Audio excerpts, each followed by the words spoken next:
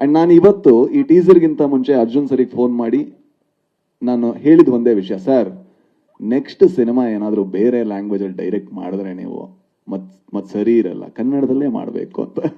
ಅದು ಯಾಕೆ ಹೇಳಿದೆ ಅಂದ್ರೆ, ಅವರಲ್ಲಿ ಒಬ್ಬ ಶ್ರೇಷ್ಠ ನಿರ್ದೇಶಕನನ್ನು ನಾನು ನೋಡಿದ್ದೀನಿ. ಅಂದ್ರೆ ಅವ್ರ ಬಗ್ಗೆ ಸ್ವಲ್ಪ ಮಾತಾಡ್ತೀನಿ. ಏನಂದ್ರೆ, ಒಂದು ಸಿನಿಮಾದಲ್ಲಿ 60 ಪಾತ್ರ ಇದ್ರೆ ಆ 60 ಪಾತ್ರಕ್ಕೂ ಡಬ್ ಮಾಡಿ ಅದನ್ನ ಫೈನಲ್ ಮಾಡಿ ಅದಕ್ಕೆ DTS ಮಾಡಿ ಬೇರೆಯವರು ತೋರಿಸುವಂತ ಒಬ್ಬ ಹುಚ್ಚ ಭೂಮಿ ಮೇಲಿದ್ರೆ ಅದು ಅರ್ಜುನ್ ಜನ್ಯ ಮಾತ್ರ.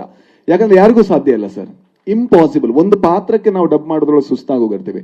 ನಾನು ಅವ್ರ ಸ್ಟುಡಿಯೋಗೆ ಹೋಗಿ ನೋಡಿದ್ರೆ ನನ್ನದೊಂದು 2 ಸೀನ್ ಬಿಟ್ಟಿದ್ರೆ ಯಾಕಂದ್ರೆ ಜಾಸ್ತಿ ಕಿರ್ಚಿದೆ ನಾನು ಅದಕ್ಕೋಸ್ಕರ. ಬಟ್ ಎಲ್ಲಾ ಸೀನ್ಗಳ ಎಲ್ಲಾ ಪಾತ್ರಗಳು ಯಾವ ತರ ಮಾತಾಡಬೇಕು, ಯಾವ ಟೋನ್ ಅಲ್ಲಿ ಇರಬೇಕು, ಇಷ್ಟು ಹುಚ್ಚು ನಾನು ನೋಡ್ಲೇ ಇಲ್ಲ. ಜೊತೆಗೆ ಈ ಸಿನಿಮಾ ಆಗ್ತಾ ಇರ್ಬೇಕಾದ್ರೆ ಆಗ್ತಾ ನನಗೆ ಭಯ ಆಗಕ್ಕೆ ಶುರು ಆಯ್ತು. ಇದು ಚೆನ್ನಾಗ್ ಆಗ್ತಾ ಇದೆ ಗುರು, ಏನಾದ್ರೂ ಸ್ವಲ್ಪ ಅವಸರ ಮಾಡಿದ್ರೆ ಹೆಂಗೆ ಅಂತ.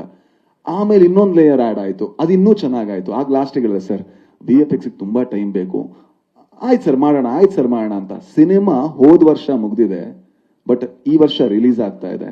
ಒಬ್ಬ ನಿರ್ದೇಶಕ ಇಷ್ಟು ತಾಳ್ಮೆಯನ್ನ ತಗೊಂಡು ಜೊತೆಗೆ ಒಬ್ಬ ನಿರ್ಮಾಪಕ ಅದಕ್ಕೆ ಬೆನ್ನೆಲುಬಾಗಿ ನಿಲ್ಲೋದು ಅಂದ್ರೆ ಅದು ರಮೇಶ್ ರೆಡ್ಡಿ ಸರ್ ಮತ್ತೆ ಅರ್ಜುನ್ ಜನ್ಯ, ಇವರಿಬ್ಬರ ಹಿರಿಮೆ ಅಂತ ಹೇಳ್ಬೋದು. ಜೊತೆಗೆ ನನಗೆ ಈ ಸಿನಿಮಾದಲ್ಲಿ ಆಕ್ಟ್ ಮಾಡಿರುವಂತ ಅವ್ರು ಯಾಕೆ ಇಬ್ರು ಕೂಡ ಸೂಪರ್ ಸ್ಟಾರ್ಸ್ ಅಂತ ಹೇಳ್ತೀನಿ. ಈ ಸಿನಿಮಾ ಆಕ್ಟ್ ಮಾಡಿ ನಾನು ಹೊರಗೆ ಬಂದಾಗ ನಾನೊಬ್ಬ ಸ್ಟಾರ್ ನಟರ ಸಿನಿಮಾದಲ್ಲಿ ಆಕ್ಟ್ ಮಾಡಿದೆ ನನಗೆ ಯಾವತ್ತೂ ಅನ್ಸಿಲ್ಲ.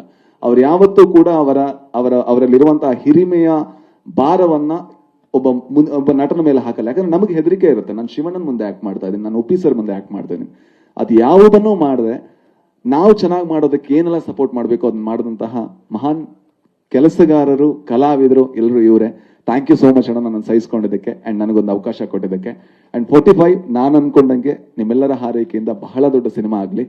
ತುಂಬಾ ಕಷ್ಟಪಟ್ಟ ತಂಡ ಅಂಡ್ ನಿಮ್ ಸಪೋರ್ಟ್ ನಮ್ಮ ಜೊತೆಗಿರ್ಲಿ. Thank you. Thank you Raj sir. ಒಂದ್ ಮಾತಂತೂ ಹೇಳಲೇಬೇಕು, ರಾಜ್ ಬಿ ಶೆಟ್ಟಿ ಸರ್ ಅವರ ಮಾತುಗಳು ತುಂಬಾ ನೇರವಾಗಿರುತ್ತೆ. ಮುಖಸ್ತುತಿಗಂತ ಯಾವತ್ತೂ ಅವ್ರು ಮಾತಾಡಿರೋದು ನಾನು ನೋಡಿಲ್ಲ.